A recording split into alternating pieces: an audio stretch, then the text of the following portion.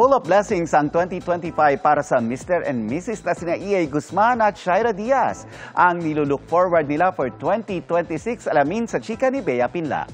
Brought me to the most beautiful reward. From tying the knot, opening a new business, and traveling para sa kanilang honeymoon, full of blessings ang 2025 para kanila EA Guzman at Shaira Diaz. May pinaghahandaan na raw ang newlyweds for 2026.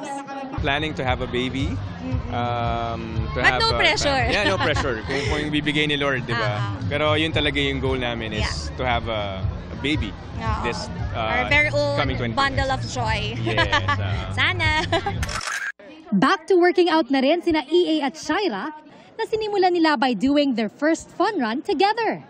Kailangan namin bumalik ulit sa pagiging fit. Diba? Siyempre, mahal din namin yung work namin and then mahal din namin isa't isa. Ang pinakamahalaga doon, syempre nagpe-prepare na kami, 'di ba, sa ating family, 'di ba? Malapit na, malapit na. Para sa GMA Integrated News, Bea Pinlac, nakatutok 24 oras.